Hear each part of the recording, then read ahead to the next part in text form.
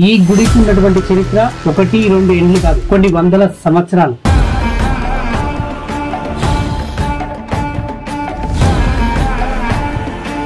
ఎన్నో మందిరాలు తిరిగినా కానీ ఇక్కడ ఒక పద్ధతి చూశాను మొదటిసారి.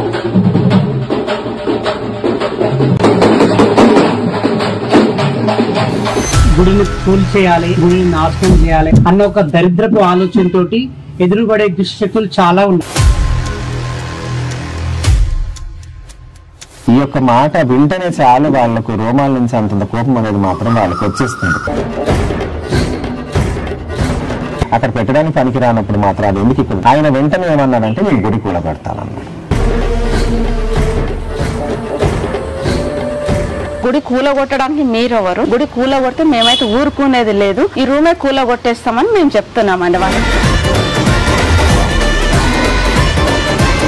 ఇలాగే చేస్తే మేము మాకు అనుగ్రహం ఏమి ఇస్తామా అదే చేస్తాం.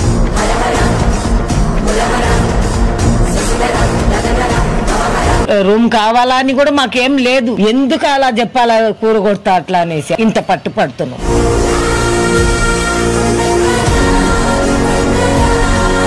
అమ్మ ఎప్పుడు మాకు దయ కలిగి ఏం చెప్తుందో అప్పుడు పెట్టుకుంటాం, కానీ మాకు ఇవ్వకున్నా పర్లేదు.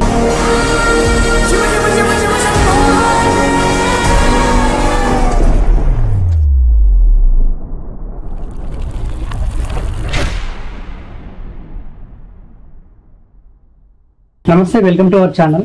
సో ఈ మధ్య కాలంలో మనం సోషల్ మీడియాలో నిత్యం చూస్తూనే ఉన్నాం. దైవభక్తి గురించి అనేక చోట్ల కూడా చాలా వీడియోలు వైరల్ అవుతున్నాయి. సో ఒక దగ్గర అంటే డెవలప్మెంట్ కానీ నిజంగా ఒక గుడి గుడి దగ్గర ఎదుగుతుంది అంటే గుడి ఎదుగుతుంది, లేకుంటే ఆ గుడికి సంబంధించిన ప్లేస్ కూడా అక్కడ బాగా అంటే పలుకుబడి, అదేవిధంగా జనాలు బాగా రావడము, టెంపుల్కి పేరు రావడము, ఇదంతా ఉన్న ప్లేస్లో చాలా మంది ఏంటంటే దుష్టశక్తులు ఎక్కువ అడ్డుపడుతున్నాయి. దుష్టశక్తులు అంతా మీకు తెలుసు, మన జనాలే, ఇంకెవరు ఉండరు. సో చాలా మంది నెగిటివిటీ తోటి అంటే ఆ గుడి డెవలప్ కావద్దు, గుడిని కూల్చేయాలి, గుడిని నాశనం చేయాలి అన్న ఒక దరిద్రపు ఆలోచనతోటి ఎదురుపడే దుష్టశక్తులు చాలా ఉన్నాయి. సో ఇక్కడ కూడా సేమ్ సిచ్యువేషన్ అదే ఫేస్ చేస్తున్నారు. సో మరి ఈ గుడికి ఉన్నటువంటి చరిత్ర 1-2 ఏళ్ళు కాదు, కొన్ని వందల సంవత్సరాలు. నిజంగా ఈరోజు నేను అంటే చాలా గుళ్ళకు వెళ్తూ ఉంటాను, ఇంటర్వ్యూస్ చేస్తుంటాం, వీడియోస్ తీస్తుంటాం, కానీ ఇక్కడ మాత్రం ఈరోజు ఒక స్పెషాలిటీ చూశాను. ఇప్పటి వరకు కూడా నేను అంటే ఎన్నో మందిరాలు తిరిగినా కానీ ఇక్కడ ఒక పద్ధతి చూశాను మొదటిసారి. మరి ఈ యొక్క అంటే పద్ధతి ఏంటనేది కూడా నాకు అర్థం కాలేదు. సో మొట్టమొదటిసారిగా నేను ఫేస్ చేశాను. సో ఆ విషయాలు కూడా ఒకసారి అడిగి తెలుసుకునే ప్రయత్నం చేస్తాను. సో ఈ యొక్క మందిరం కూడా వాళ్ళ తాత ముత్తాతల నుంచి కూడా ఈ యొక్క గుడిని డెవలప్ చేస్తూ ఇప్పటి వరకు ఈ యొక్క స్థాయి దాకా తీసుకొచ్చారు. ఇప్పుడు ఒక కొన్ని దుష్టశక్తులు దీనికి అడ్డుపడుతున్నాయి. మరి వాళ్ళు ఎందుకు అడ్డుపడుతున్నారు ఏంటనేది కూడా ఆ విషయాలు కూడా అడిగి తెలుసుకునే ప్రయత్నం చేద్దాం. ప్రస్తుతం ఈ యొక్క గుడిని మెయింటైన్ చేసే వ్యక్తి, అదేవిధంగా ప్రధాన అర్చకులు మిథున్ స్వామి గారు ఉన్నారు. నమస్తే అండి. నమస్తే అండి. ఎలా ఉన్నారు? బాగున్నానండి. యా. సో ఈ మధ్య కాలంలో అంటే అనేక చోట్ల కూడా కొన్ని దేవాలయాలు నిజంగా బాగా పేరు వస్తుంది, నిజంగా బాగా డెవలప్మెంట్ జరుగుతుందంటే చాలా దుష్ట శక్తులు కూడా అడ్డుపడుతున్నాయి. సో అటువంటిది కూడా మీ యొక్క మందిరం కూడా అదే సిచ్యువేషన్ ప్రజెంట్ ఫేస్ చేస్తుందని విన్నాను. అది తెలుసుకున్న వెంటనే నేను రావడం జరిగింది. అండ్ నిజంగా ఇక్కడ ఈరోజు దర్శనం కూడా నిజంగా చాలా కొత్తగా ఉంది. అండ్ ఇక్కడ మీరు ఏదైతే దేవుడు చెప్తున్నారో అది కూడా చాలా వింతగా అనిపించింది నాకైతే. సో ఏది ఏమైనప్పటికీ కూడా సో ఈరోజు ఇక్కడికి రావడం చాలా సంతోషంగా ఉంది.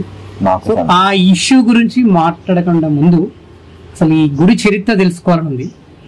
సో తోట మైసమ్మ నిజంగా పేరు కూడా కొత్తగానే వింటున్నాను. సో ఈ అమ్మవారి చరిత్ర ఏంటి? మరి 100 ఏండ్ల నుంచి కూడా మీ తాతలు ముత్తాతలు కూడా దీన్ని ఈరోజు ఈ స్థాయికి తీసుకురాగలిగారు. దాన్ని మీరు ఇప్పుడు ముందుండి నడిపిస్తున్నారు. సో ఒకసారి అమ్మవారి చరిత్ర తెలుసుకోవాలని ఉంది. అసలు ఎప్పుడు ఇది స్థాపించారు, ఎప్పుడు నిర్మించబడింది, అమ్మవారు ఎప్పుడు వెలిసారు? తప్పకుండా అండి. ఓం శ్రీ మాత్రే నమో, ఓం శక్తి. ఇప్పటికీ తోట మైసమ్మ టెంపుల్ అనేది ఒకప్పుడు ఈ ఏరియా మొత్తం 21 acres లో ఉండిందన్నమాట. సో ఈ 21 acres లో మొత్తం పొలం అన్నమాట, పొలం చింత చెట్లు ఇవన్నీ ఉండేది. సో అప్పటి వరకు మొదల నుంచి అమ్మవారిని తోటమైసమ్మ అని మధ్యలో పెట్టారు. తోటమైసమ్మ అని తోటలో ఉంది కాబట్టి తోటమైసమ్మ అని పెట్టి అమ్మవారికి అలా పెట్టడం జరిగింది. దాని తర్వాత మెల్లమెల్లగా ఈ వెంచర్లు అవి అయిన తర్వాత అలా వెంచర్లు చేసుకుంటా ఒక్కొక్క ఏరియాని అనేది కాలనీలా మార్చి ఇలా చేసేసారు. దాని తర్వాత ఏంటంటే ఆ పొలం ఉన్నప్పటి నుంచే మా తాతలు ముత్తాతల నుంచి ఇలా పొలంలో ఉంది అని చెప్పి వాళ్ళు వనభోజనానికి అని వచ్చి దసరా పండగ కానీ దివాళికి కానీ సంవత్సరానికి ఒక్కసారి వాళ్ళు వచ్చి ఇక్కడ పండగ చేసుకొని ఏది ఉన్నా కానీ దసరాకు చాలా ఎక్కువ ఇంపార్టెన్స్ ఇచ్చేవాళ్ళు. దసరాకు మాత్రం ఖచ్చితంగా వచ్చి మా పెద్దనాన్న వాళ్ళు కానీ, ఆయన పేరు ఎల్ముత్తు, ఆయన మాత్రం ఖచ్చితంగా వాళ్ళు మేమందరం వచ్చి చేసుకొని ఇక్కడే భోజనాలు చేసుకొని ఇంతమందికి చాలా మంది మా తాతలు ముత్తాతలు ముసలి వాళ్ళందరూ కూడా ఇక్కడ ఖచ్చితంగా దసరాకు మాత్రం వచ్చి వాళ్ళు భోజనం చేసుకొని ప్రతి ఒక్కరికి రోడ్డు పైన వెళ్ళే వాళ్ళకి వచ్చే వాళ్ళకి భోజనాలు పెట్టి చేసుకునే వాళ్ళు. సో అప్పటి నుంచి వాళ్ళ తర్వాత తరతరాలుగా ఒక్కొక్కరి తర్వాత ఒకరి తర్వాత ఒకరు అన్నట్టు ఇంకా ఇక్కడ మేము సేవ చేయడమే జరుగుతుంది అన్నమాట. సో ఇప్పటికి మా పెద్దనాన్న వాళ్ళు చేసిన తర్వాత ఇప్పుడు ఆయనకు పెద్ద మనిషి అయిపోయారు, ఆయన తరం అవ్వట్లేదు. మా బాబాయ్ వాళ్ళు చేశారు, వాళ్ళ తర్వాత మేము ఇంకనమాట. సో పెద్దనాన్న వాళ్ళ అబ్బాయి వాళ్ళందరూ చేస్తుండే. సో దానికన్నా ముందు కూడా ఇంకా వేరే వాళ్ళు మా వాళ్ళు చేసేవాళ్ళు సేవలు, ఇంకా వాళ్ళు కూడా ఇంకా కాలం అయిపోయారు కాబట్టి ఇప్పుడు వాళ్ళ తర్వాత నేను అనమాట. జనరల్గా ఏదైనా గుడికి వెళ్తే అంటే అరే పంతుల్ని చూడగానే లేదంటే అందులో పూజారిని అర్చకుల్ని చూడగానే ఆ కడియాలు వేసుకోవడం, దండలు వేసుకోవడం, జనరల్ గా ఇటువంటి చూస్తాను ఆనవాయితీగా చాలా మందికి వస్తూ ఉంటది. సో ఇక్కడ మాత్రం మీరు చాలా సింపుల్ గా ఒక పంచతోటే అంటే నాకు మోడర్న్ గా కనిపించారు. మోడర్న్ అలా ఏం లేదండి. ఇప్పుడు ఏదున్నా కానీ అమ్మవారు అనంటే మాత్రం ఎక్కడున్నా ఈ మట్టిలో అయినా ఇలా ధూళిలో పెట్టుకుంటే చాలు, అమ్మవారి బలం ఆమె శక్తి అనేది మనలో ఉంటుంది. సో ఎవరి భావన వాళ్ళది. సో నేను అనుకుని మాత్రం అంతే, ఈ మట్టిని తీసుకొని కూడా నేను బదులుకొని పెట్టుకుంటే చాలు, అమ్మవారు నాలో ఉంటుంది. సో అదే అన్నమాట, అంతకుమించి లేదు. ఎవరి వాళ్ళ భావన వాళ్ళకు ఉంటుంది. జనరల్ శివశక్తి అని చూడగానే చాలా మంది కడియాలను అవి ఇవి దండలు చాలా రకరకాలుగా వేసుకొని ఉంటారు. వాళ్ళ గురు బోధన ఎలా ఉంటుందో వాళ్ళు దాని ప్రకారంగా దండ కడియాలు కానీ, చేతి కడియాలు కానీ, కాళ్ళ బేడీలు కానీ వాళ్ళు వేసుకుంటారు.